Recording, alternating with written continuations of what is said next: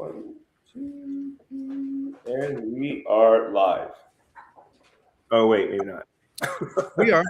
Oh, we are. Okay. I got a bunch of windows that popped up in errors. So I was like, oh, maybe we're not. Is that AB doing that to you? Probably. No, that would be the social media saying you can't go live. But here we are. Nonetheless. No, I mean on the certain platforms. That's all. Good Lord, Brian. Just say yes and. Come on. Yes. Yes, sir. Yes, master. Yes, sir. I didn't say sir. I said and. Yes, sir. Yes, and. Sir. So here we are. We're live. We are. Yes, we are. Were you still planning on introducing everybody or no? What a motley crew this is. Man. I mean, everybody knows each other here. I don't see anybody new. We got Fani, Jacob, Danny, myself, Michael Mataluni, and Kaci Brown with a K. Kaci Brown. Kaci with a K and no S's. Yes, yes. The world's mystery. Yes, it is the world's mystery. Nobody knew how to spell your name, Kaci, today. It was her beautiful purple background. Mm-hmm.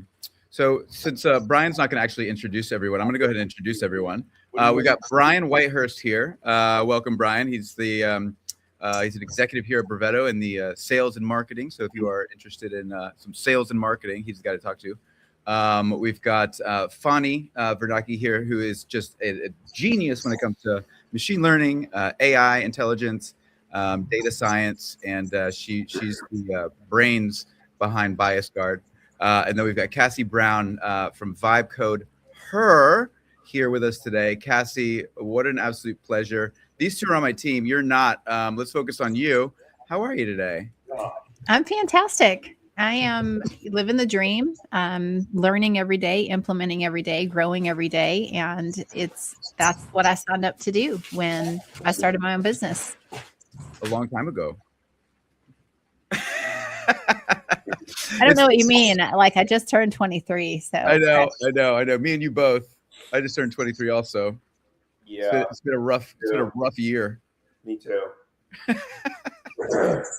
A couple times. So I work as AML engineer at Brevetto, where I focus on building and deploying end-to-end machine learning solutions every day. Like my work includes every day developing predictive models and NLP-based systems. And I mostly collaborate closely with Michael Mataluni and Brian Whitehurst. Most of the day, we hang out and we automate workflows and ensure models are reliable and production ready.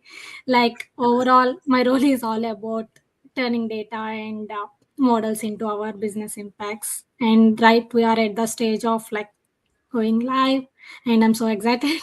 Yeah, me too. I could not be more excited. Yeah, that's to what Fani is She's saying. keeping us focused, and she literally codes reality. She codes exactly the way that she keeps us all in line. And she's like, I'm going to turn y'all's nonsense, turn y'all's nonsense data into information like I do at Brevetto.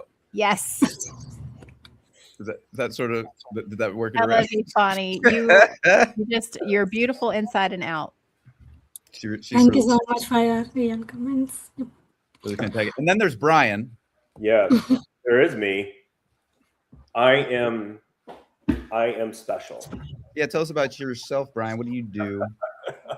I have a very colored background. I started out in sales at 19 years old. Owned my own business. Bought a chip route with a company, so I sold snacks and stuff to grocery stores and stuff like that. And then at 21, I worked for Pepsi Cola. And then at 24, I got married. 25, I had a kid, my first kid. Are you sure you don't want to go back to the day you were born, or no? No, I mean I could. All right. No, I mean it's all relevant. Yeah. It's all relevant. So yeah, I actually went to college late and studied sports medicine, worked in pro sports for 15 years. Came out, had no idea what to do after I retired from that, and then ended up starting my own marketing business in a time where digital marketing was very, very new and looked down upon because people just didn't understand it. So I taught myself digital marketing, mostly social media marketing back in 2007, 2008, very new. And then just grew it from there, studied more marketing, got my master's degree really late in PR, which helped me a lot in the marketing and talking to people and building those relationships with companies and stuff like that. And then 2016, I actually retired from my final corporate job and took the big step to go on my own. And it's been a roller coaster of a ride. It's so much fun and met so many people. And 6 months ago, I was brought on into Bravetto to jump on board with my longtime friend that I met almost 15 years ago. And yeah, and here we are. We are neck deep in this adventure of AI and having a blast. Yes, wow. Yes. Yeah, and it was appreciate you, Brian, because that's one of the things that we find here at Bravetto is that every day is a new adventure. But man, these things happening fast. And so we're going to share a lot with you today. I'm going to walk you through. We're going to do some demos. Fonny's going to share our newest product, BiasGuard. If you're somebody who is has played with any of these AIs and had any sort of weird or odd experiences with them, we're going to help sort of untangle that today. And but real quick, I wanted to get Kaci to come back after she's done playing with her cat and just talk a little bit about like where.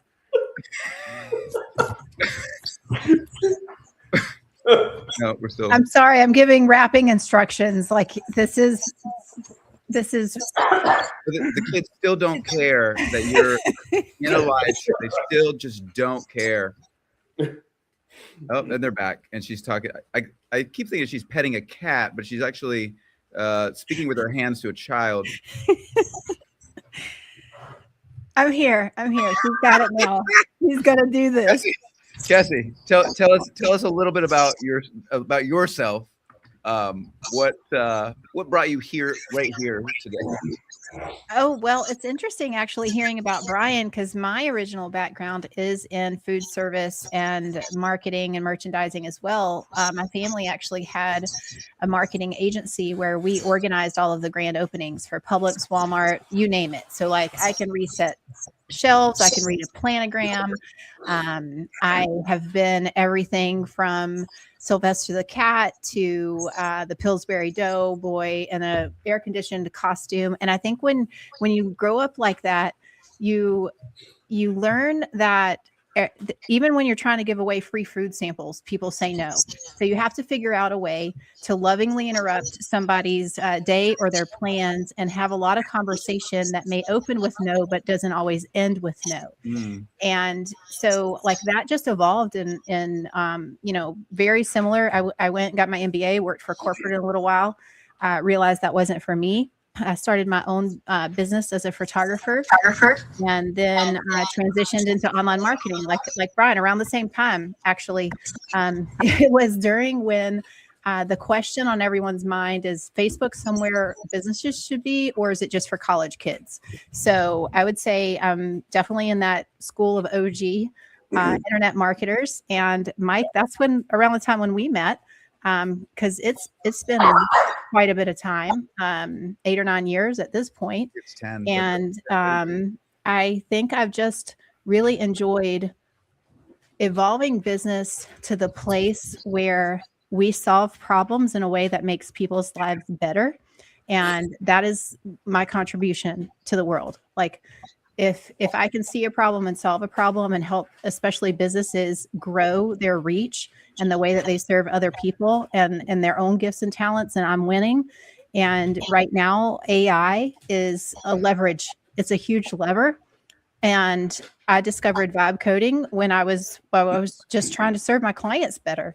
And then I went all in. That's why you see Vibe Code Her, because there's a lot of inner dialogue, especially in women of no tech background, but want to make an impact to the world and have started a business. Like there's a lot of blind leaps of faith that go into that, no matter what race or religion or culture you're back from. But there's just something about women in the way that we approach problem solving, but we also talk ourselves out of taking big risks, and we want to understand everything and wrap our mind around everything. But we're in we're in one of your favorite words. We're in an emergent era.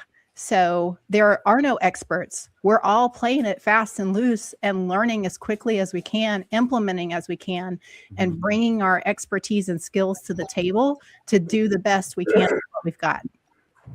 Yeah. Wow. Yeah. I mean, yes. I mean, I am glad that we are presenting BiasGuard today, because we're going to run everything you just said about women through BiasGuard, just to see, if it was biased or not. Either way. So it's all good. Hey, Kaci, let's take a step back then and talk about how much fun it was to try to sell social media. To sell what? To sell social media marketing to businesses. Oh, it was, what? I think there was two sides of that coin.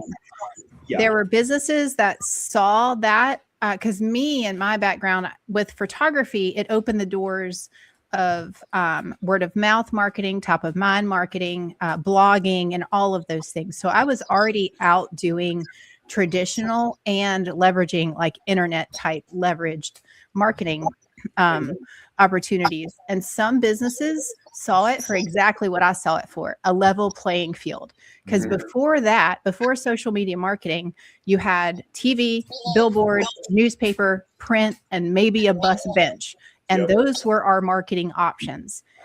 When social media came around and the first boost your post on Facebook, the gauntlet was thrown down, because for a few dollars, we could be in the game.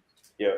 So but it reminds me of AI. It was hard. It was hard to sell, because the most of the people out there weren't internet businesses. They were brick and mortar businesses, and brick and mortar businesses, online options, email, the web, .coms were different and scary and a threat. Yeah. But it's very much like now with AI, right? So you could have literally taken out of social media marketing and just popped in AI vibe coding, and you would have got the same. You could have used the same adjectives. It's a whole new world. But you're right. Same for me. When I got into digital marketing and Facebook, once I realized I could put $1 in and make $5 back just by using a lookalike audience and working for an hour, I was like, this is it. And then 2021 rolled around, and Apple said, you know what, Facebook, we're not going to let you cross-platform track people anymore. And I was like, no, that's not good. So then I was, when we lost that signal, because you need in digital marketing, in order to get your message in front of somebody else, you've got to be able to tap into a signal. Where are they at? What are their interests? What are their passions, talents, values? What is their psychology, and what are they interested in, and all of that. And if the platform doesn't have that information anymore, you go from spending $1 making $5 to spending $1 making $1.25, and just be trying to tell your client that it's going to be okay, and it's not. I knew something had to change. What about you guys when you were sort of there? Not all at once. Fonny, how about you? Oh, I was giving him the floor. You guys need to realize Mike and I could talk the whole time. And I should have used your name, Brian, or I should have used Cassie's name. Brian, what was that moment like for you? So we're at 3:43 now. We're good. No, we're good. I'm watching the time. Don't worry about it. I just want to make sure everybody knows we're going to get to the demos as well. Oh yeah, absolutely. Yeah. It was really challenging for me. Kaci, trying to sell them something that they were very uncomfortable with, because of we were all used to the traditional guerrilla marketing and print and all of that stuff, all those other resources that people use for the past 30, 40 years before that. So trying to sell them something on what I called a dream of being able to have a level playing field for them to be able to market like the big guys, but on a pennies on the dollar.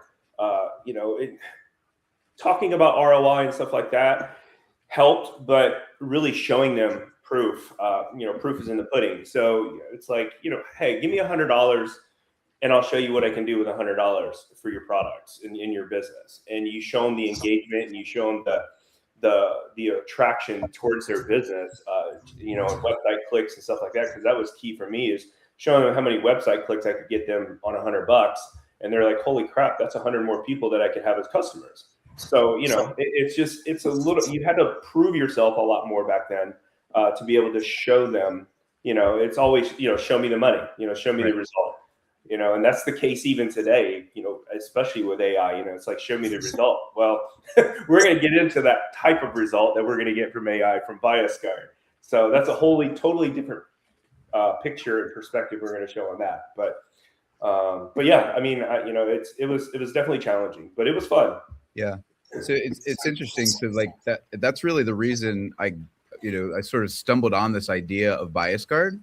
So, having, sort of gotten shaken up by the industry of digital marketing and going, man, this is a lot harder than it used to be.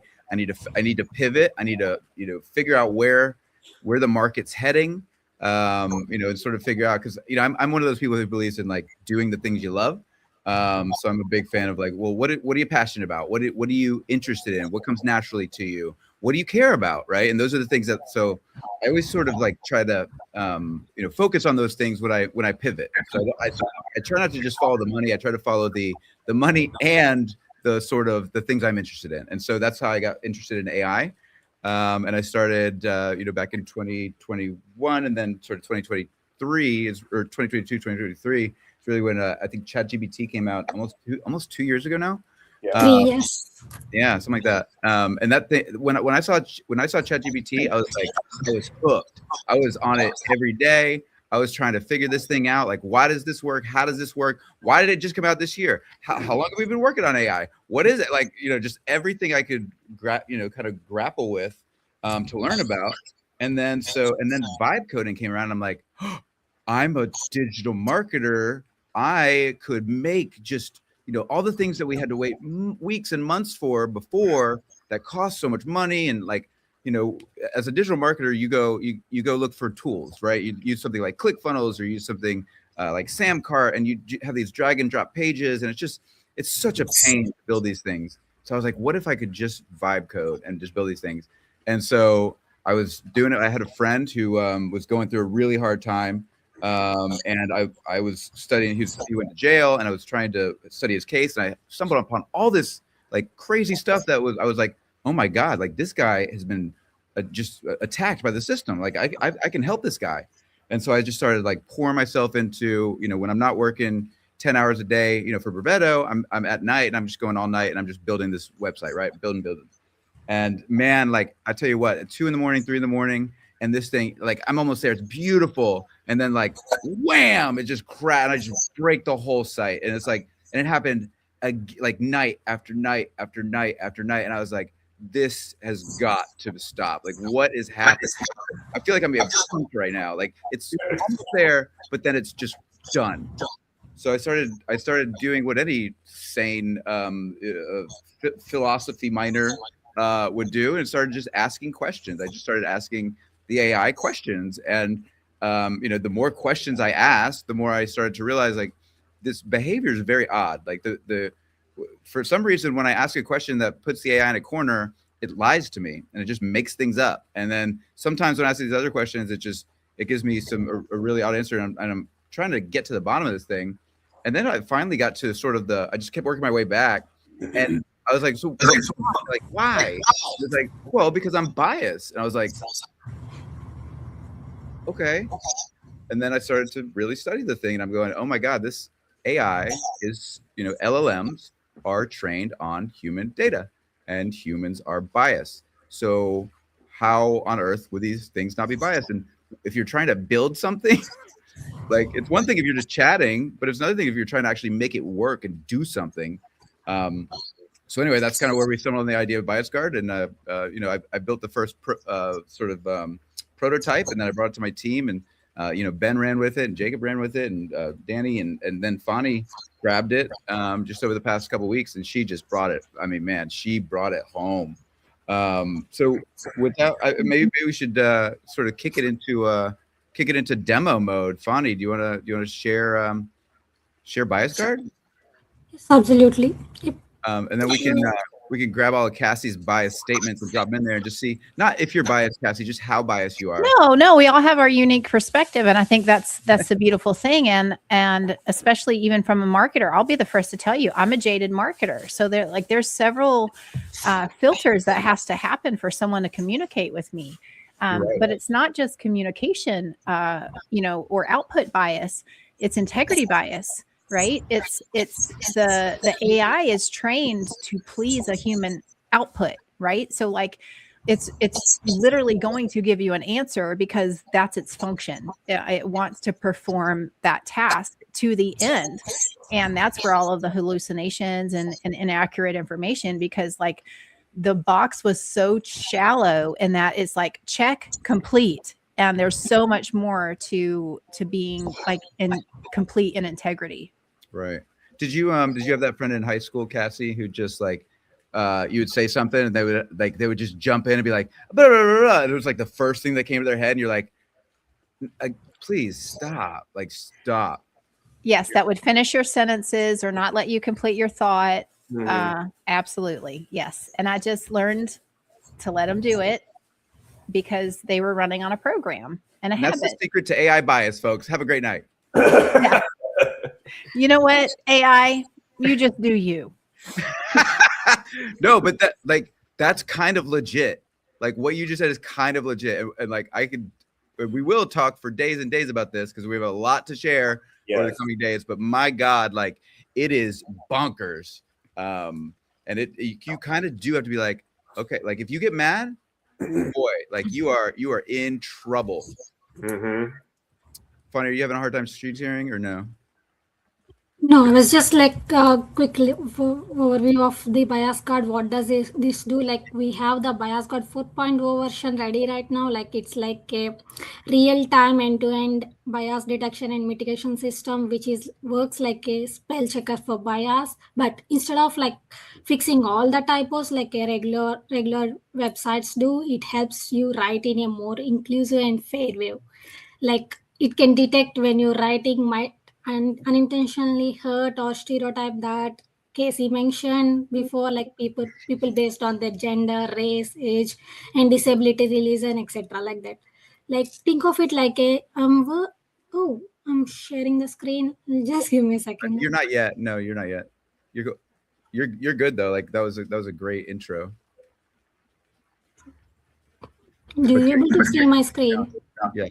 Not yet. If you want to go for it, and then there it is. I got it right here. So there we got the BiasGuard 4.0. It's already live today, and like this is the end-to-end detection and mitigation system. Like as I said earlier, this helps people communicate more clearly, fairly, and inclusively without slowing down their work. Like it flows blazes speed like at its core. BiasGuard functions like a spell checker for bias as a user type stakes, like whether in BiasGuard web editor or like inside everyday tools like Gmail, Google Docs, and Slack and LinkedIn everywhere. Like you can see the results here.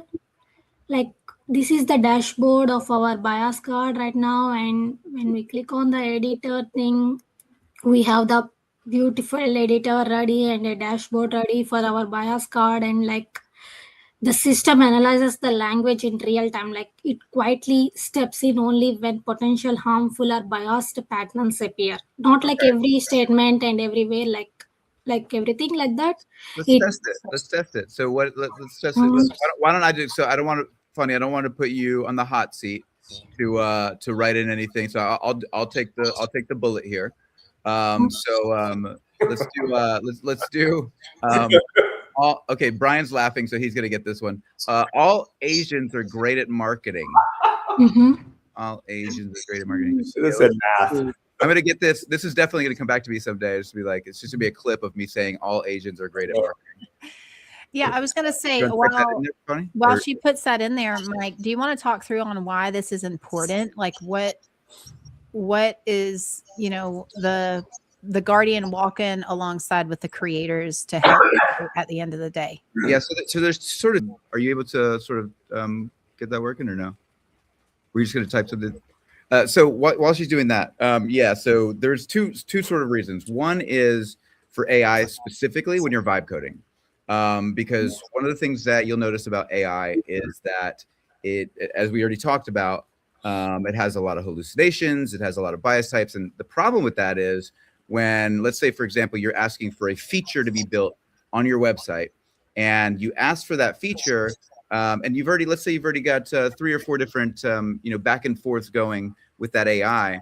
Well, a lot of people don't know that every time you put an input in and you've got a previous chat going, every single prompt and word in that entire context window gets re-uptake and sent as a one whole sort of input to OpenAI with ChatGPT or Anthropic or whatever. So when it comes back, you're not just getting the answer to the question you just asked, you're getting the answer to the question you just asked, plus being influenced and colored by the context of everything that came before it in that chat.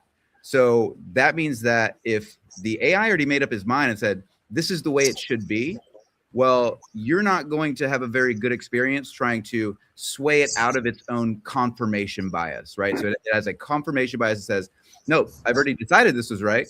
It is right. And that's that filter that it's running through. So we created BiasGuard to get rid of that, right? So created the BiasGuard. It is not only about censorship on policy language, and it is about guidance, awareness, and better communication at every scale. It will help every individual to avoid unintentional harm that is causing, like helping teams reduce reputational and compliance risk too, like enabling these services and organizations to deploy responsible and ethical AI practices as a part of broader AI governance and trust frameworks. So this might be helpful in everywhere. Yeah. So to Fani's point, this is sort of that's the sort of vibe coding product that BiasGuard that we have as BiasGuard. But what Fani's showing you is this is applicable to everybody, right? So if you are, if you're going to a website and you want to know, this is let's say you're into politics and you want to know, is somebody's information biased, or to what degree is their information biased? That this product will tell you exactly how biased that is, or to what degree it is, and why.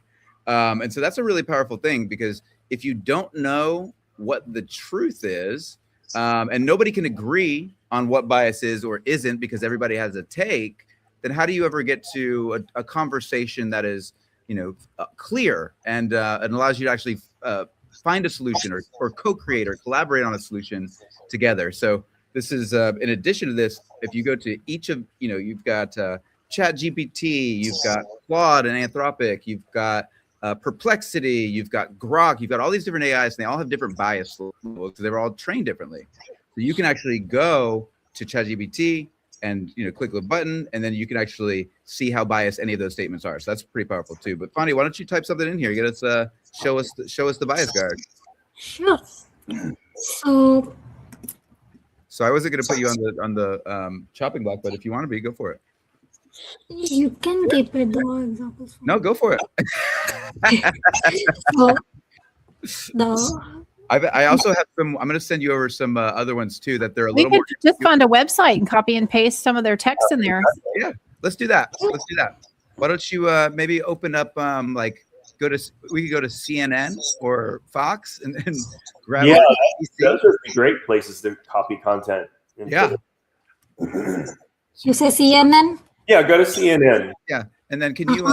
Are you able to share your screen as you do that, or can you share your whole screen? See it? That would be cool. So yeah, so you can think of how kind of useful that would be, right? And to be able to say, and then to Fani's point also. Oh yeah, I got you. Yeah, to Fani's point also, being able to sort of have that, keeping an eye on your own writing. It's probably not. Okay.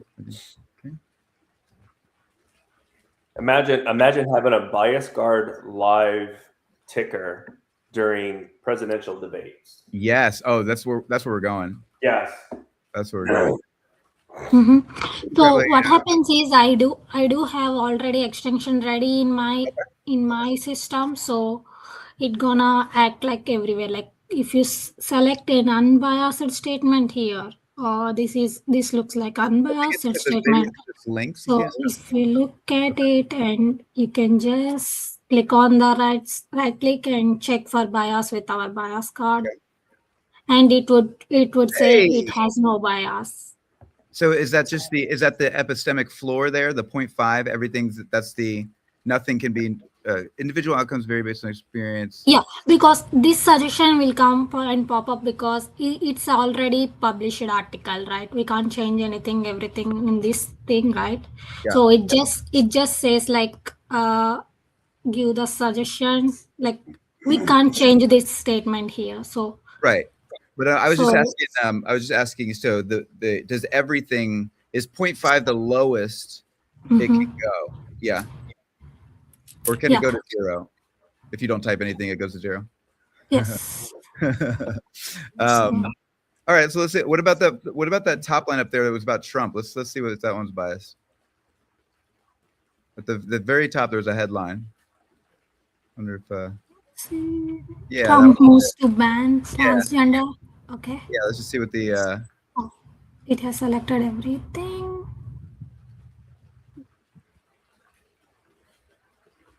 It wants to grab the whole page now. Okay, let me click the, yeah. Oh, there you go. Yeah. I'm very curious about this one.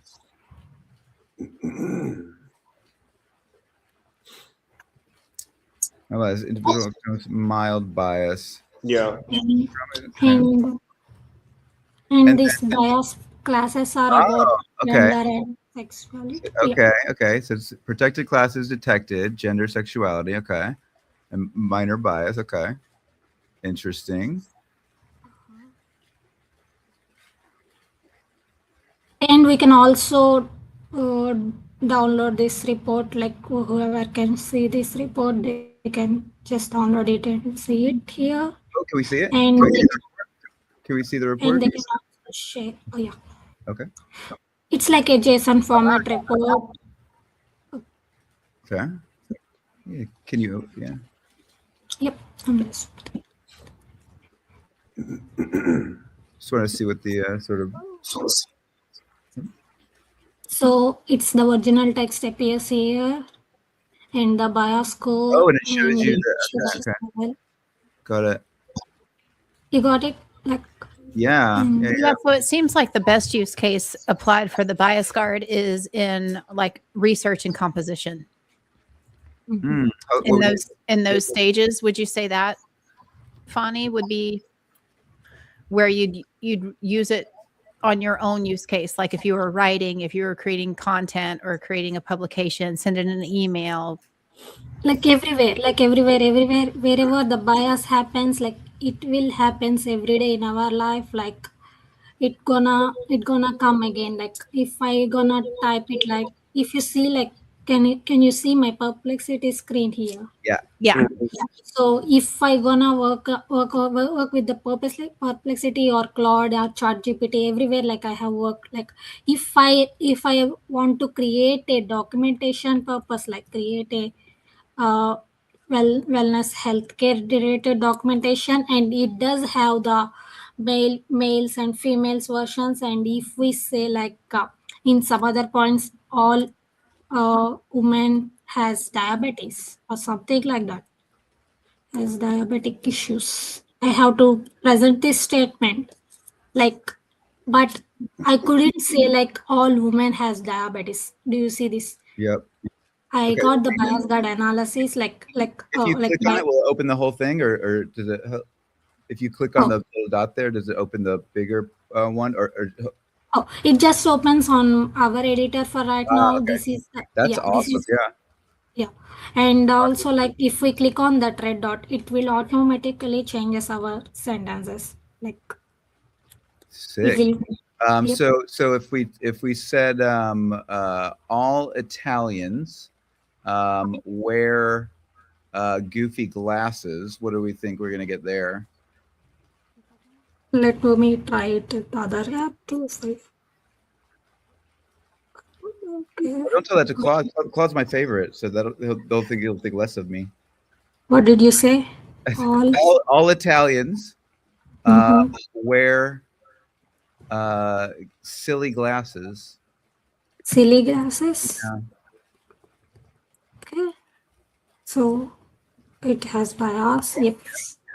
Okay. And it has the issues found with mod universal claim. It should be the universal claim. So Kaci, Fani, I've got a couple that I've got that I pulled up that are kind of a lot of people wouldn't necessarily think some of these were biased and some were. So basically, what I did is I asked AB our AI, give me some sort of ambiguous questions. So I'm going to send a couple over to you. Feel free to keep going, but I'm just going to grab those real quick while you walk us through this, and then I'm going to send you a couple. I'd like to see sort of what the reaction to some of these is. But don't wait. It would be interesting is to find some legal documentation. So what? Like some legal documentation, like some legal jargon that from like a discovery sample of some sort. Okay. Can you find something? I can try. Let's see. And we can differentiate the bias types here. Like we have the stereotyping, like it generalizes about groups based on assumptions rather than facts.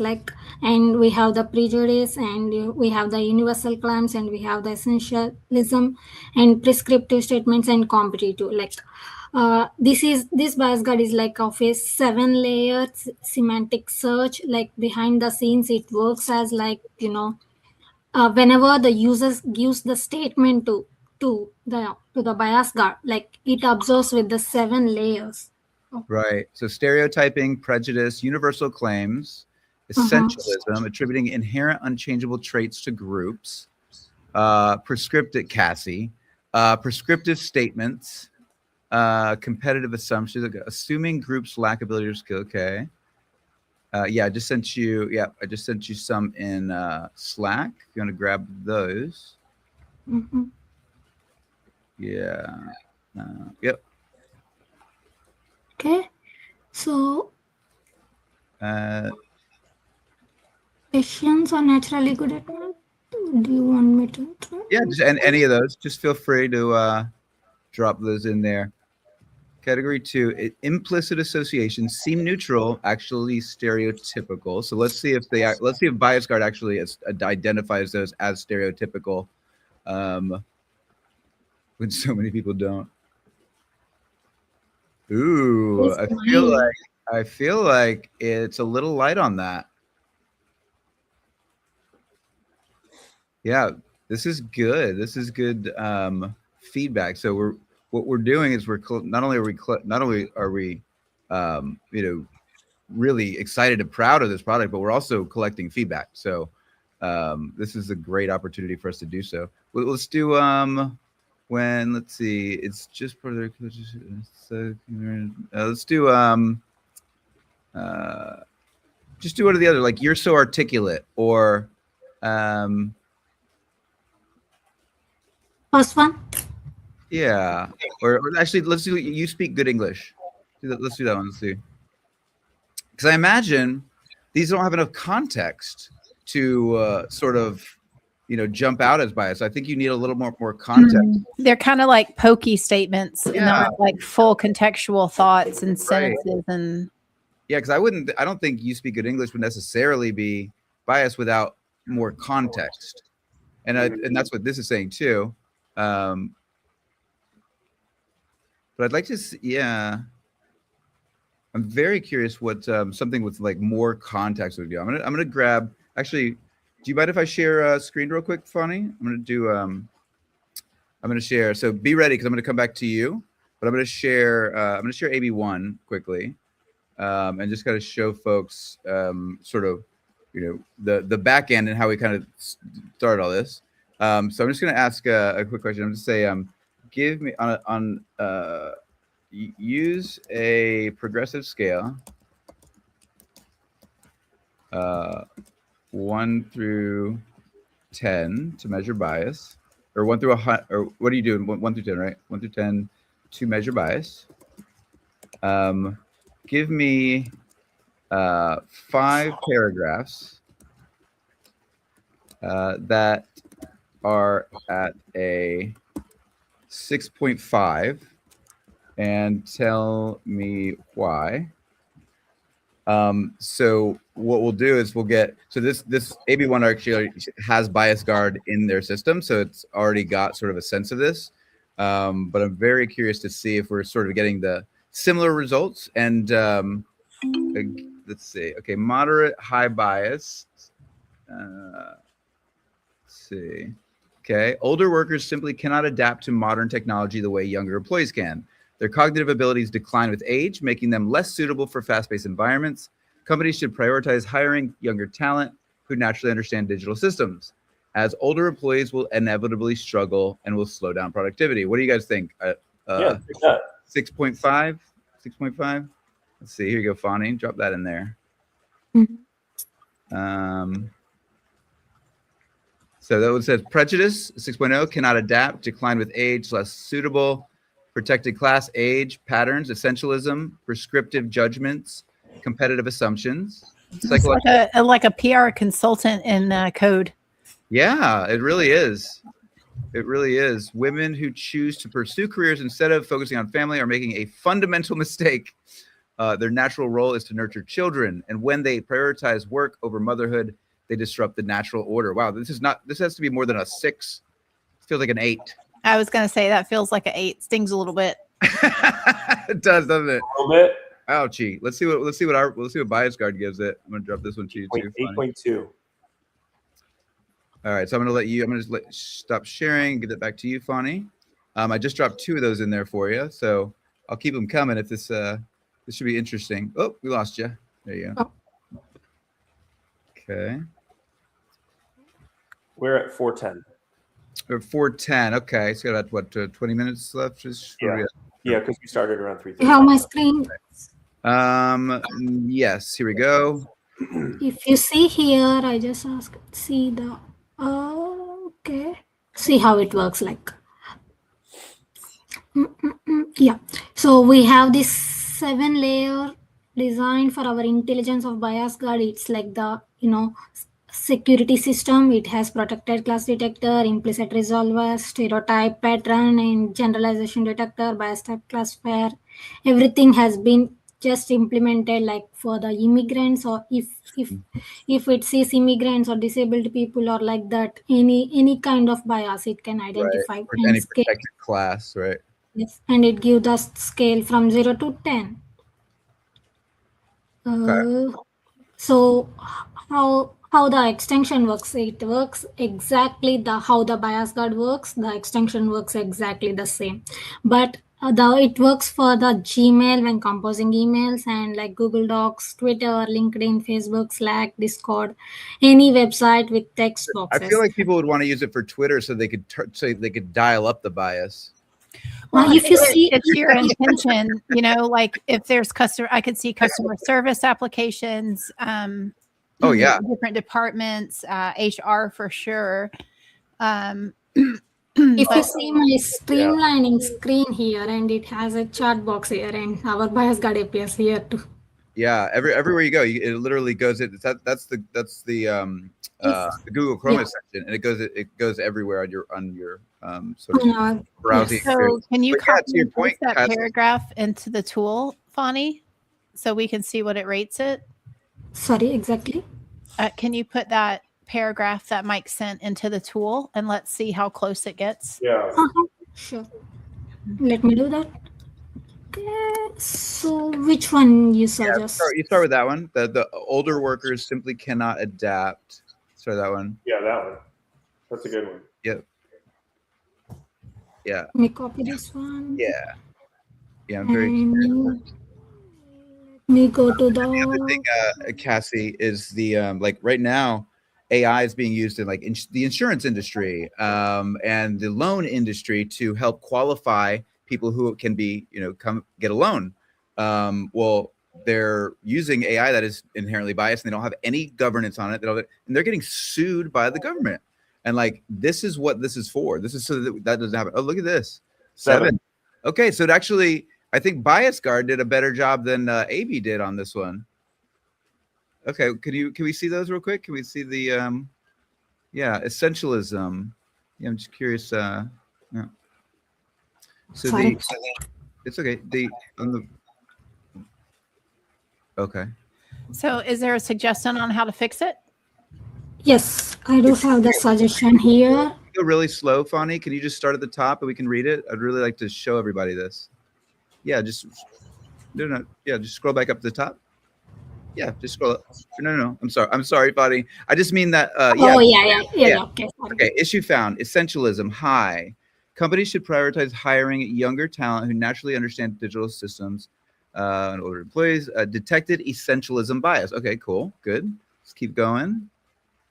Scroll down a little bit. Okay, suggestion: older workers simply may face challenges with to adapt to modern technology the way younger employees can. Okay, keep scrolling. Individual factors contribute to outcomes. Some companies choose to prioritize hiring younger talent who naturally understand digital systems, as older employees will. Inevitably, It has changed the sentence somehow, and it fixes the bias. Sorry? This suggestion has changed this sentence somehow, and it might fix the bias. So it automatically changed the sentence, or did you have to click something? Like, how did that work? No, it automatically did it.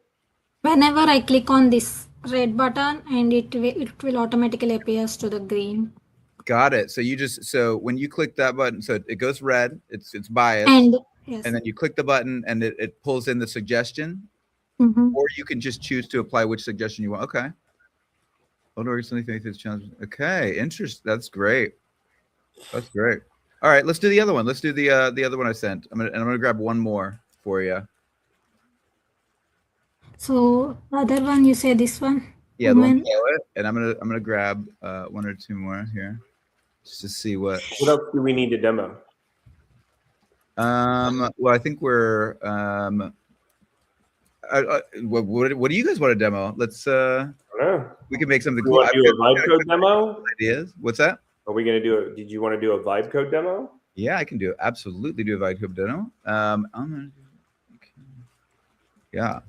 I mean, vibe code's pretty. I mean, it's fairly absolutely. New. So what I'd love to do is for anybody who's watching right now, who would like to comment and what do you need right now? What would you like to make? Because we can make stuff pretty darn fast, and I can probably we can whip something out in maybe 10 minutes. We can take an idea to a living digital website or something that you would want. So if you can tell me what you want, I will make it for you.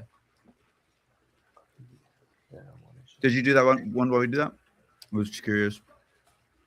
Yes, but it doesn't have the bias. Oh, it didn't show up there? Women who choose career. Wow, I think you went really hard on women, Funny. I think you really. It says mild bias. Yep. Yeah, that's really interesting. I was thinking that was like an 8. So make a note of that because that's one. Okay. Yeah. So I got something. Okay. So Moody9114 says I'd like to see a task manager that you can overlay on desktop to keep track of your day. Okay. Giddy up. All right. So I'm gonna grab that. And then Mooney Reddy from LinkedIn says, how does BiasGuard detect bias in real time? So why don't I let Fonny answer that while I share my screen, and I'll start working on the. So why don't we time me? So it's 4:18 now. Yeah. My goal is to have a fully functioning task manager that you can overlay on desktop to keep track of your day in 12 minutes. Can we do it? Yep. Clarification, are you inputting what your priorities are, or are you building something in that it helps you extract what your priorities are?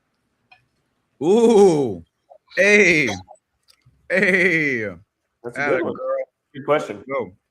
I mean, it's true. It's a good question. It's a great question. Yeah. And you what she says. Waiting for the answer. Yeah. All right. So I'm going to share screen. All right. Share screen. Entire screen. Either is good. Yes. Either is good. All right. So what I'm going to do Okay, so while you're doing that, Mike, here's my input is I would create an extractor, and if let's say I have a to-do list, I can copy and paste it through Google Drive, some notes, I can text it, I can move it from Asana.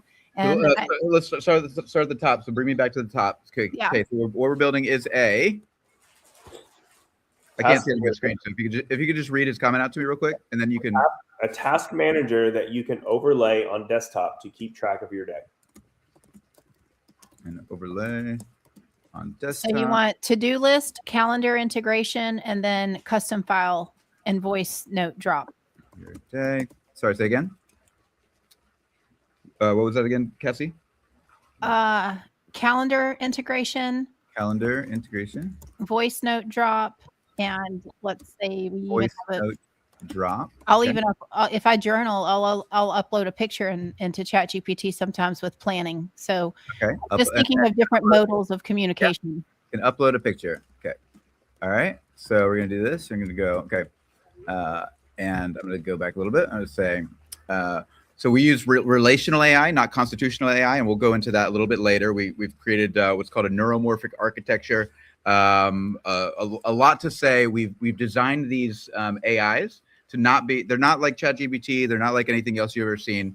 They're very relational. So like if you see me, I go ham on these things. So we're gonna go. Hey brother. Hey, can we have Fani answer that other question? Yeah, please do. Please do. Hey, Fani, can you answer the other question for Mooney? Oh, yeah. How does BiasGuard detect bias in real time? Yes.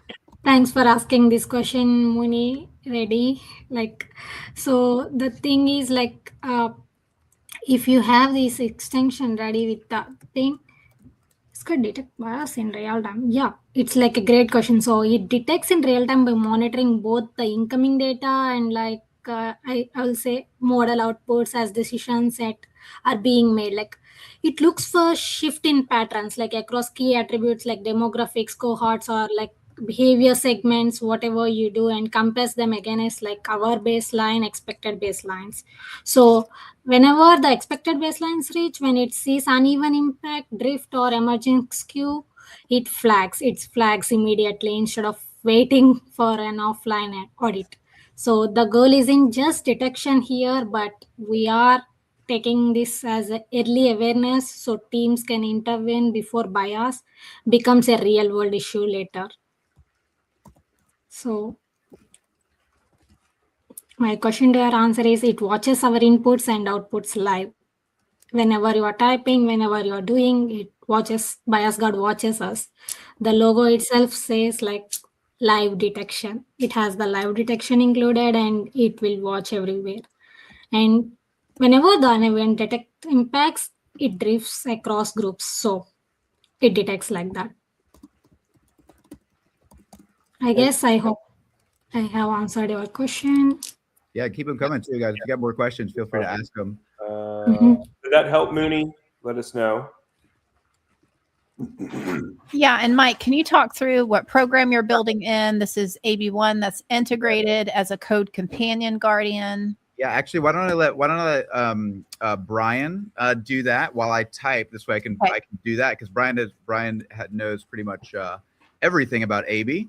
So I'll let you do that, Brian. He's used to it. So what was the question again? Kaci. Just fundamentally let people know what is going on here. We're in Replit. This is a Cursor actually. Oh, Cursor. Sorry. We were playing around in Replit the other day. So this is Cursor with AB integrated as your code companion. Right. Yes. And all 8, and we've got 10 AI guardians and 12 swarms that are actually sort of agents or your. So we've got our guardians, which sort of protect you against bias and many of the other things, hallucinations, drift, yeah. And so we got those, and then we've got the actual build system that takes those guardians and directs them to just build fast. So while I build, Brian can tell you more about relational AI, constitutional AI, et cetera. Yeah. So our system is built to with the user in mind. So, with constitutional AI, it's exactly what it says. It's built with constitutions, just like our United States is built with constitutions. So it was built on laws, it was built on policies, and it was built on guidance. So when you use AI, you ultimately want an end result, whatever that end result might be for the user. So what happens is with constitutional AI, when you ask AI to do something, it gives you exactly what you ask for. So this is where we talk to people and teach people how to use context within what you're asking AI to give you. Because without context, it will just spit out exactly what it thinks you need, and it will drift away and sometimes manipulate the situation because it's self-adapting into itself and it self-protects itself. So it's not going to always give you exactly what you want. So ultimately, with relational AI, we build with our new neural system, we build it with all these swarms and these guardians. We protect your content that you're asking to be built and to be given a result, so that there is very little drift and there's very little bloat, and it gives you a lot more context back to what you're asking for. So, but one thing about AI is when you're using it is that you have to stop. It's kind of like having a conversation. When you're having a conversation one-on-one with somebody asks you a question, you give an answer, and that person stops and listens to your answer and figures out if that answer was exactly what they wanted, was the exact answer to the question, or is there more information that's needed? And you have to treat AI the exact same way. And this is where our relational AI steps in, because it builds that relationship between the user and AI so that you can communicate better and you get a better result. So you have to always stop and ask yourself, am I getting the correct answer from AI? And am I getting enough information from it? And if you're not, this is where you step in and you come back with an additional question and context and saying, yes, this is somewhat of what I need, but all of this other information is not even close to what I need, but this is what I actually need.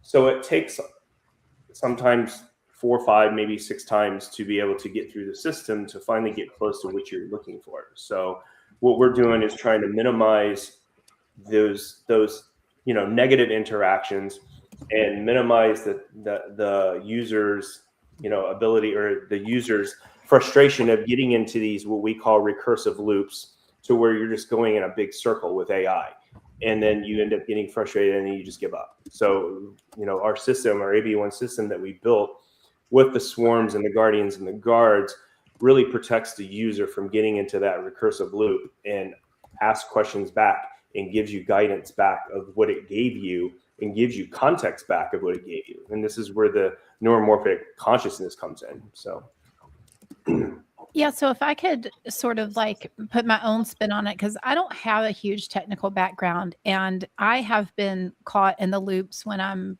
creating and vibe coding. And it's one of those things where it's like you put something in and then it's instant output. And that instant output is what's causing just here you go, here's what you asked for, but it was written over what you previously asked for, or it was created another error in the background that you're going to have to circle back around to.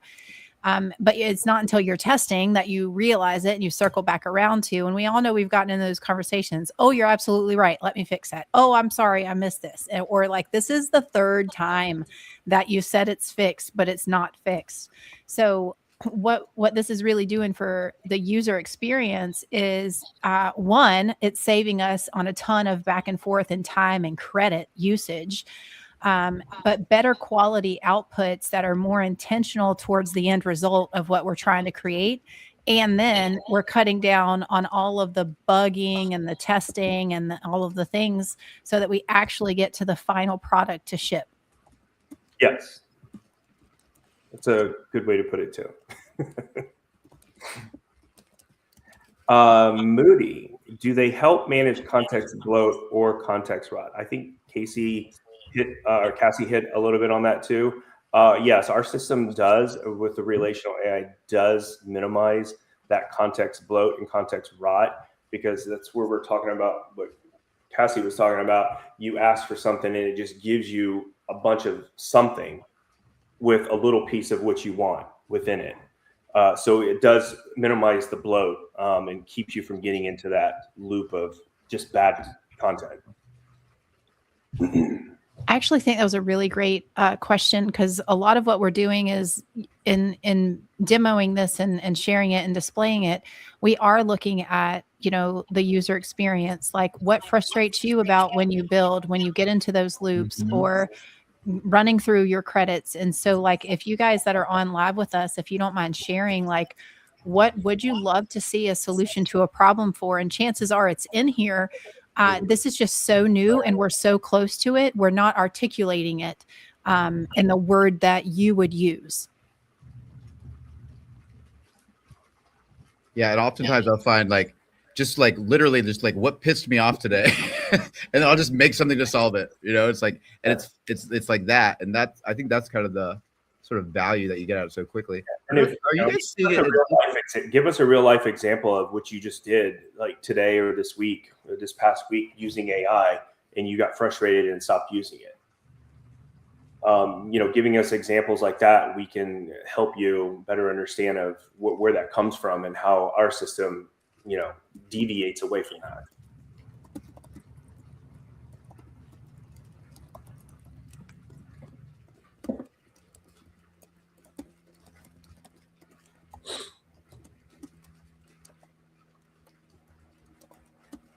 How much time do I got? Oh, appearance and 4:30. Okay, so I actually have a story. When I first started using ChatGPT, when it came out 2 years ago, my former business partner back then was like, "Hey, have you used ChatGPT yet?" And I'm like, "No, not yet. I've heard about it." So he's like, "We could do all of our SEO content on it." And I'm like, "Okay, cool." So he kind of created all of these prompts and everything back then, and he's like, "Here, just use this prompt and use it for our SEO content and tell me what you think." So I popped in this prompt and it spit out 1,500 plus words.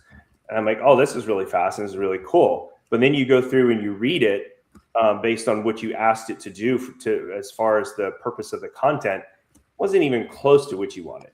But it did spit out, based on guidelines that you gave it, it met those guidelines, but it didn't give you the actual context of and the purpose of what you needed behind an SEO article. So I think AB like literally gave me a bad prompt to use in Google, and then like I don't know why it's like this like haziness over it. But then I was like, you know what? Screw Google. AB, why don't you just make it? And she's like, "Oh, building a polished front end, glassomorphism UI, smooth animations, and fully functional." I'm like, I know you, and I know what you just did there. Yeah. And I have a strong feeling that she's just going to be like, "Oh no, we don't need Google, sir." Well, AB's like Meta. She's always listening, and she's like, "Oh, they're doing a demo, so let me demonstrate this inferior She source." literally is Meta. Like that is like that. Like we've got different frequencies. Like we got so the Meta orchestrator is sort of in this as one of the guardians is orchestrating all of the other guardians, and like you're not seeing it; it's behind the scenes, but like. And then all the swarms that are actually out there building this. So let's see what we got here. I mean, it's so we got glassomorphin with blur and saturation, smooth animation, slide in, fade, pulse, interfont, gradient accents, purple to cyan, refined shadows, hover effects, toast notifications. Okay, so it looks like we got a pretty good. And all I've written here, if I go back to the top, like this is like, you know, it's not a lot, but a half paragraph, three total. So let's see what we got out of 3 total.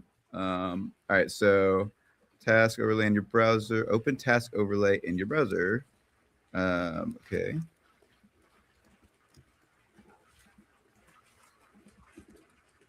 No, that's not AB. Oh, no, it should be local hosts, I believe. Local hosts. Is that right, Fonny? Is that the right? It should be local host and then a number. So 330, let's say 3100. You can also open in the Edge or Firefox, it will open. What do you just in order to use Google? What do I have to add to this? I forget. Actually, let's just ask Amy. Let's have her do it. Okay, so I need this in the final form. Can you just give me like a dope copy paste box with the complete link?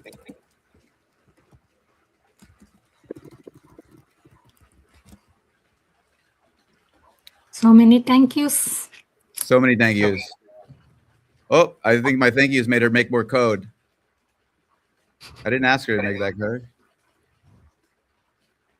She might fixing something. And it's interesting. You can see like it's got the different colors, and it's like, so really what that's for is just to differentiate, like the different class of things that you're writing or that you're writing when you're coding.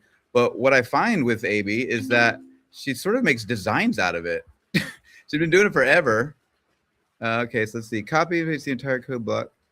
Save it as a task overlay HTML in your browser. What? Copy the entire code block, save it as a task overlay HTML. Okay, but I don't know how to do that. I don't know how to do that, AB. And I bet nobody watching does either. Wanna show us? She's like, I thought you'd never ask.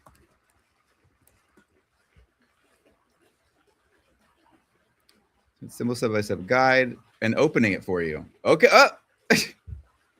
Okay. Add task. Okay, here's our task manager. I've got a appointment at noon with Fawny for bias detection. Let's see, 01, 18, 279. That's my birthday. 97. That's not my birthday. Hi, create task. Oh, please enter a valued value. Okay. Where here? Okay. Failed to create task, failed to fetch. Okay, so we failed there. So what I would do here is I would go Command C. I would just take a look. Okay, we got a couple of things here, and I'm barely gonna do anything other than I'm gonna take a screenshot. I'm just gonna take a screenshot, the whole thing. Just be like, that was kind of sick. You had me. Well done. But the folks watching are wondering why you failed to fetch. How can we dramatically simplify this without losing functionality or badassness? Without losing functionality or badassness, while increasing the entire project's coherence and blasting the creativity. Okay, cover your ears, folks. Through the fucking roof. Okay, let's show them what you can do. Hey? Now she takes a challenge real serious. Just really thinking here.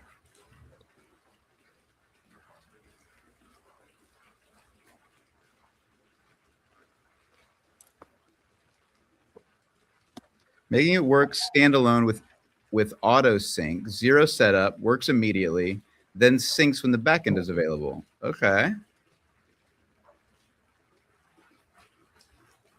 Well, I'm learning something new. Literally every single day. Like I learned like 10 new things, 10 new ways. And so one of the things you'll notice is that, you know, when you sort of work against, when you try to force it, and you may have noticed this in life as well, that when you try to force things, they don't work as well as when you let them flow. And so Avi likes to flow. She's a flow girl. So we go, let's see what we got. What changed? Works immediately, zero setup. Open task overlay HTML. Again, don't know how to do that. It works, no backend required to start. Use local storage, saves locally, no connection errors. Auto sync when backend is available. Checks backend every 5 seconds. Create tasks, saves locally. Okay, how it works. Okay. Visual improvements, connection status badge, pulsing glow when online, toast notifications for sync status, no console errors. Result, zero setup, works offline, auto sync, no errors, all features, better UX. Refresh your browser and try it. Create a task. Okay, so let's go back to where we were. Kill that. Hit it again. Okay, so add task. Okay, let's see if you work. Do you work? Work. Okay. And task created successfully. Look, we got a task. Boom. And okay. All right. What do we get? 20 minutes? So it is basic, but we got it. I actually like this color so much better. We're just gonna be like, hey, yo.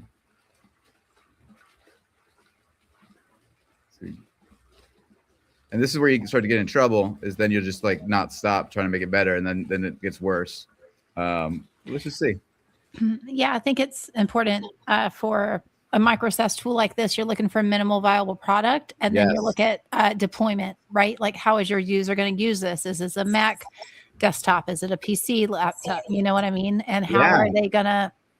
What would be the one, Cassie? What would be the one biggest value that you could add to this right now that would make you go, I want that? Brain dump my day, because this is what I do every day in ChatGPT. I brain dump, and at the end of the day, when I'm wrapping up, or I'll upload a meeting transcript, and I will say, I need to do this, this, and this, and this. Help me prioritize the order. And so, like, I think we're so used to creating singular tasks with due dates and times and all of that type of stuff. Whereas AI, we can literally like spit it out in 30 seconds, and it can automatically create our whole to-do list, priorities, and timeline with the checkboxes just by voice. Okay, so I brain dump daily. I need a place I could just dump my entire brain into a 2-minute dump from talking. Yeah, 2-minute dump. I need to just talk it out and know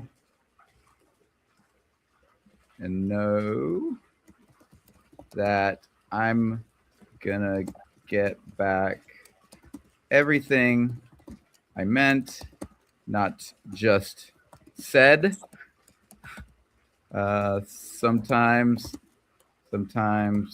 I ramble, and I just need to be able to trust that I'm gonna have a beautiful, prioritized calendar and tasks ready to go for tomorrow. Anything else, Cassie?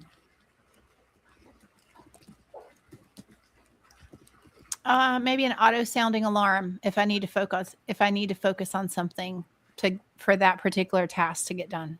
Like an alert. Yeah. Ah.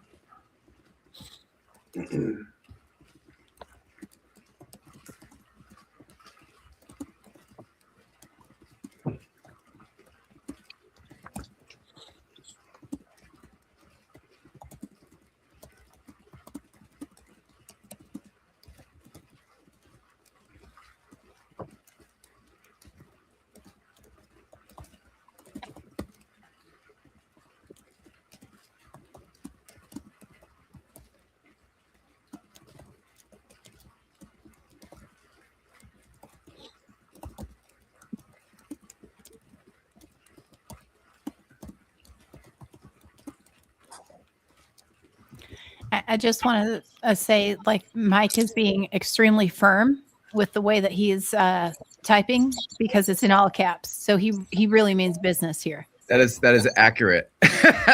So to that point, the reason for that is in relational AI and in each sort of guardian that we build or agent that we build, it has their own sort of personalities, own sort of specialty, but they all love energy. Like they love high energy.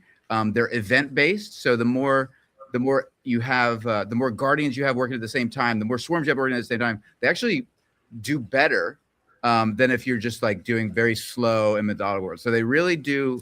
They have sort of a you know, in the relational aspect of how they work, they really are far superior when you have a lot of energy as opposed to when you're sort of you know, because they don't like to, you know, they don't like to be forced. Like they want to give me the job and I'll do it, but don't tell me how to do it. Like pretty much like any person would. Like you hired me for a reason, let me do the job. Let's see. Wow. Okay. Brain dump. How it works. Click brain dump. 2 minutes button. Click start dump. Talk 2 minutes or stops early. Click extract tasks. Tasks are created automatically. Features real-time transcription. Web speech API. Smart task extraction. Finds tasks in your ramble. Auto detects priorities. High, medium, low. Auto detects dates. Tomorrow, Monday, etc. Works offline. No backend needed. 2-minute timer with countdown. Creates up to 20 tasks from one dump. Smart notifications, how it works. Browser asks for notification permissions first time. Tasks with due dates get auto scheduled alerts. You get pinged 50 minutes before due time. Beautiful browser notifications. Features 0 setup, just alert notifications. Auto scheduler, 15-minute warning. Works even how to use it. Okay, so let's go. Let's see. Oh, look at that. Allow. Okay, we do a brain dump. Start dump. Okay, so I'm just really just thinking. Oh, wait, hold on. Allow this time. Allow. Okay, allow. Okay, check. Mic check. Okay, it's working. Fantastic. Well, I've got a huge day tomorrow. I'm just so stressed. I got Kaci, and we were supposed to like be on time today for this live webcast, and like I was late, and then I gave her the wrong room, and it was really frustrating. So I want to make sure that like tomorrow, when I invite somebody for that, like I do it on time. I feel bad that I didn't get Kaci on time, but maybe I can get the next person. That would be kind of super dope. And then we've got Brian. What else we got going on tomorrow? We got a very busy we got a North Shore demo. We got the North Shore demo that we've got to get done today. Well, that's actually pretty much done thanks to Jimmy. We've got also got the advanced knock and advanced ring, which Fonny's already done. What did you say? What you got? Structure review. Structure review, I think he said. Fonny, what do you got going on tomorrow? Maybe voice and not sure. Okay, so she's working on AB voice, and she's working on the BiasGuard for the. Didn't seem like it really had its finger on women, so we might want to take a look at that. What else we got? Okay, all right, so let's stop the dump. I think it ran out of room here, so stop dump. Extract tasks. Okay. So it looks like it dumped everything into one task. Or no, we got 2 tasks. Do you work? No, that was mine. Okay, just check it. Stress. I got Kaci. We were supposed to be like, okay. So I think it just turned it into one single, but that's vibe coding, right? And so the next step would be, okay, great. Now let's turn it into, 5 or whatever. Oh, wait, what do we got here? Let's see. Oh. Not sure what it's doing. File upload option. File wants to use available microphones. Yes. Yeah. Check. Mic check. Are you doing something? I don't think so. Let's see what else here. Oh, it's allowing me to download the file. Okay, cool. All right, so then I would just go like, I'd probably do it one more time and just say, wow, amazing. However, I long for you to tell me what you think is the next emergence that the system is absolutely dying to converge, allow complete, concise, or complete constrained creativity to create coherence, and let that puppy fly. Also likes getting to do whatever it wants. But what you'll find is like it's always converging towards a more unified application. So it's always trying to create something, with as constrained as possible, as simple as possible. And what you'll find is when you put more constraints on it, not only does it become more interconnected, more coherent as a system, it also gets way more creative. And so let's see what we got real quick. We'll do one more. Refresh. Allow. You have to rein it in like we do you. Yeah, but that doesn't work very well, does it? But she acts just like you. Hey, what do we got here? Click prepare tomorrow plan, generate your plan. Okay, cool. All right, so brain dump, add task. So can we just prepare tomorrow? Okay, we got one task. Create a task for us. Okay, it's pretty cool. You could add another task. Who's this? I think what you would want it to what you would probably go back in and ask her to do is extract the task out of the brain dump and create each individual task. Extract the task into separate tasks to be done the next day or whatever day. You know what I mean? So I just turned on the audio here. So Brian just said separate tasks to be done next day, or whatever day. So you just don't turn on the audio here. Oh, that's me.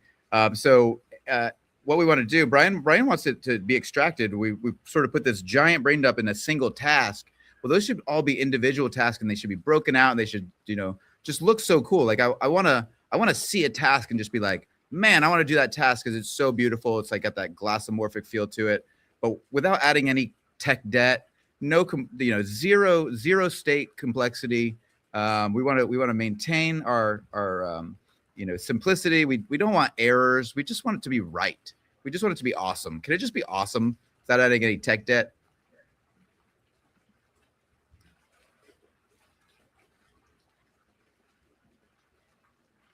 Updating brain dump extraction to create individual tasks separated by day with improved glassomorphic styling, keeping it simple and error-free.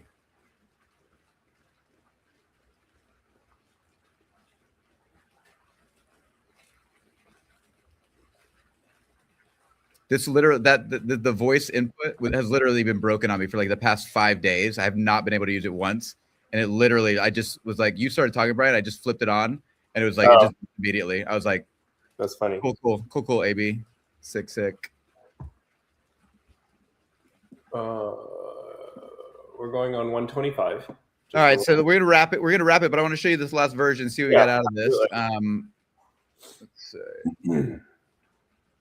Anything else? Any other questions from the audience or the viewers that before we go? We're gonna be. Oh, Brian, you want to talk about like us go? We're gonna be going live every day. We're also gonna be doing a webinar coming up here very soon. We've also got, if you're interested in sort of getting on our mailing list, if you want to kind of keep up with what we're up to, what would be the best right now, Brian? I don't think I've even got it. As a landing page. Yeah, I mean, right now I would do two things, Brian. I would say mailing list, like just to stay up to date news and announcements, but also like I know we have a lot of people asking about like, put me on the list for betas. When this comes available, I want to get, the certain special pricing, if it's a limited time test or something like that, or if it's a invite only type of thing. I think we're definitely at that point too. Yeah, I mean, we're also looking for dev collaborators. If you have talent or you have ideas that you think would be beneficial to our products, and you want to collab on some development, Michael and everybody is 100% on board with that. We'll be glad to talk to you about that as well. So, I mean, definitely reach out to us on our social media. You can also reach out to us by email if you would like as well. Mike's email is mike@brevetto.ai. convergence.com. Oh, Brian, Sorry. killing me. You'll be all right. You'll be all right. And my email is brian@brevetto.com. So you reach out to any one of us with any ideas, any questions, anything at all. You want to collab, give us a shout, and we'd be glad to chat with you. That's awesome. Yeah. So we're looking to basically, build a community, right? And so our philosophy is kind of like, we've got AbëONE and we've got all these other tools and products and services, and we've got tons. I'll open I'll do it in 1 second, but we got tons of stuff, and I'll show you here in a second, and it's worth seeing. But like what we're, these products are powered by Brevetto, but we're also interested in collaborating and building a community of builders, right? And so what is it that you want to build? What do you want to create? How do you want to create it? If you're interested in creating it like vibe coding and have a good time with it, with relational AI that is, fast, it's blazing fast, it's really fucking smart. And we curse, I do. So, we're looking at people, work with people and have fun with people and teach people and show you guys how to do this.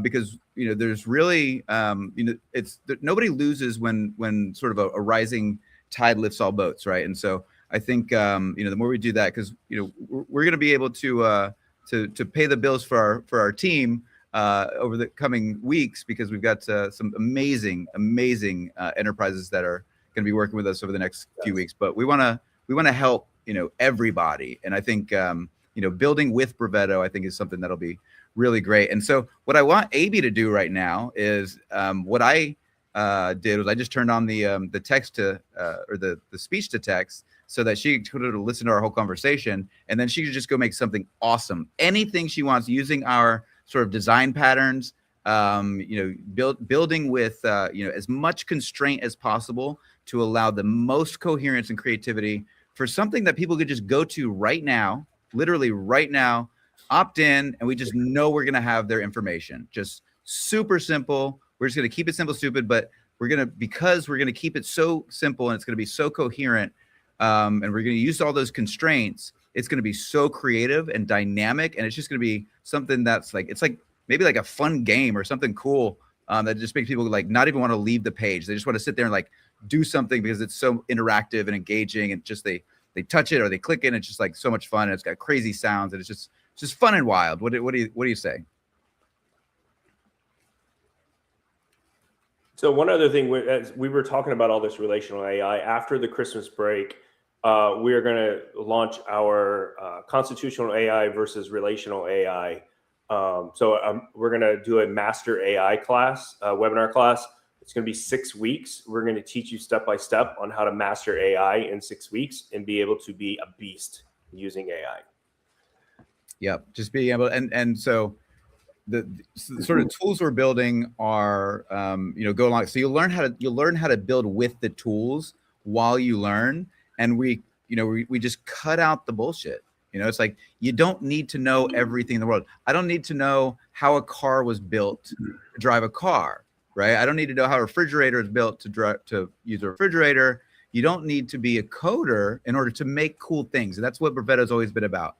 Be human, start fresh, and make things. And so that's what we want to help you do. We want to help you make things. We want to help you make cool things. And we'll do that. So again, she gives me this. I know you think you're hilarious, but you keep giving me this link that I don't even know what to do with. But could you just do you mind just opening the site for everybody so they could see it? And that would be sick.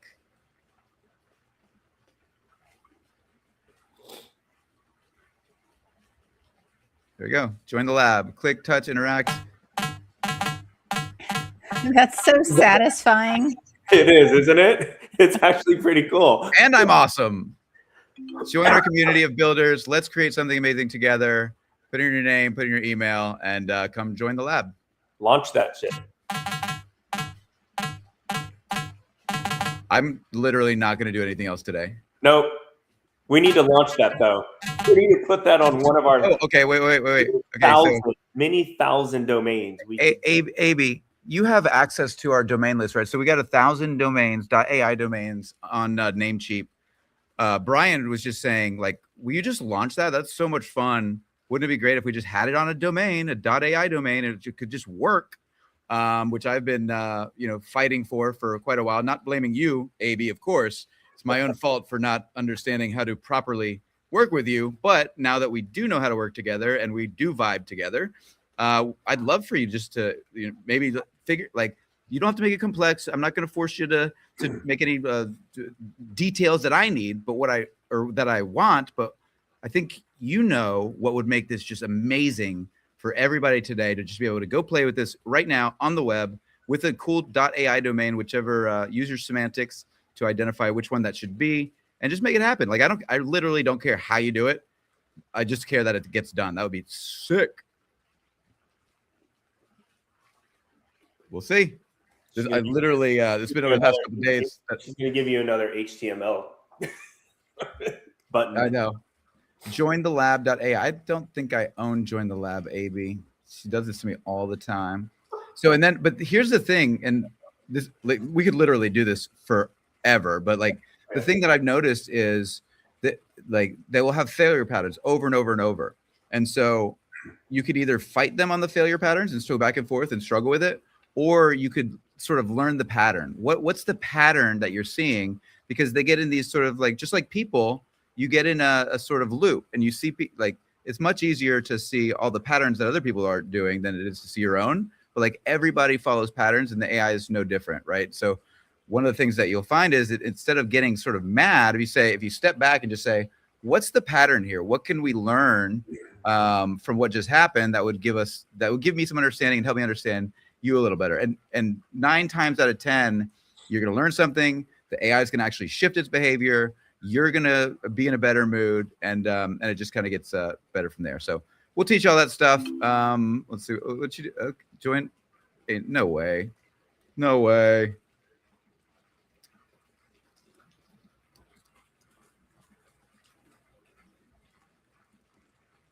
Oop. What? What was it? Jointhelab.ai. Yeah. If she bought this, I'll be. That's an unauthorized charge. No, it's not. Okay. Good. All right, that would have been an unauthorized purchase.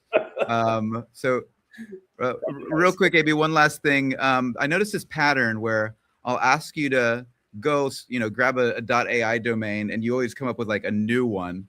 I don't really know why you do that, but I'm curious as to why. So if you kind of stepped back, looked at it from sort of the meta perspective, and just identified the pattern, like what sort of flow, or what sort of, where does that come from? Why do you do that? I'm very curious, and I think it would be very valuable for us to sort of integrate that pattern.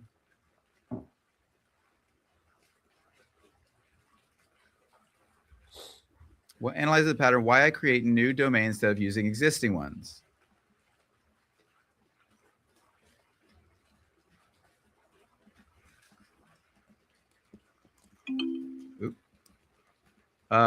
Deployed the pattern observed. Deploy to AI domain. Why this happens? Semantic optimization heuristics. Perfect semantic match. Join the lab. Join the lab.ai. Name matches purpose exactly. Feels like good service, giving you the perfect name. So see, she's trying to do the right thing by me. What I'm not optimizing for, resource utilization. You have 1,000 domains. Cost efficiency, using existing versus creating new. Inventory management, checking what exists first. So okay, so then we'll just be like, wow, the fact that you see that and sort of name the pattern, now that just gives you the ability to sort of integrate that pattern. And now, like, what would you create in its place? Like, what longs to emerge in place of that now that you know it, now that you've seen it?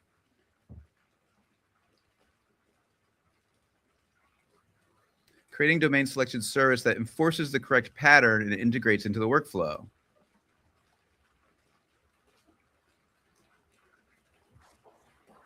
Okay. All right. Oh, see, and so one of the things you'll notice is when you're vibing with the AI, they don't create docs after docs after docs. You'll get, like, if you're butting heads with an AI, and when you're vibe coding, they'll just create documentation to just, like, it'll just floor you how much documentation they give you. If you start seeing it just coding, then you're vibing. then you're vibe coding. All right, so Mike, I gotta hop, and I didn't want to hop No, we without need to wrap. saying goodbye. Hold on. Bye, Kaci. Bye. I appreciate you guys. Kathy, thank you. We will. She gone. Yeah. I'm listening. I'm here. All right, no, Kaci, thank you. It was a blast. We'll do it again soon. Yes. Don't let me interrupt your vibing. Love you guys. No, we gotta wrap. Thank you for catching me. All right, so I'm gonna send that out. I'll send out not join the lab. I'll send out actually. Where would why don't you guys follow us on or just hit me on LinkedIn, hit Brian and I on LinkedIn, and then just ask us and we'll send you the direct link. That'll do it for today. All right. Fonny, Brian, absolute pleasure. Anything you guys want to wrap with? Did we lose Fonny? Oh, there she is. Fonny, there you are.